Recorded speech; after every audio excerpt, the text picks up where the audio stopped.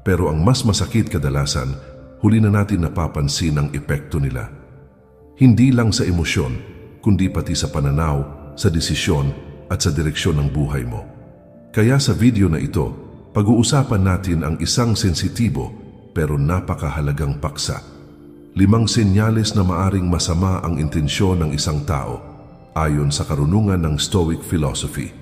Baka iniisip mo, hindi ba't parang mapanghusga yan? Pero ayon sa mga Stoic tulad ni Marcus Aurelius, Epictetus at Seneca, hindi ito tungkol sa paghusga. Ito ay tungkol sa pagkilala. Pagkilala kung sino ang dapat pakinggan at sino ang dapat layuan. Ang Stoicism ay hindi simpleng pilosopiya. Ito ay disiplina ng isip. Isang paraan para mapanatili ang katahimikan sa gitna ng kaguluhan. At higit sa lahat, para matutunan mong kontrolin ang sarili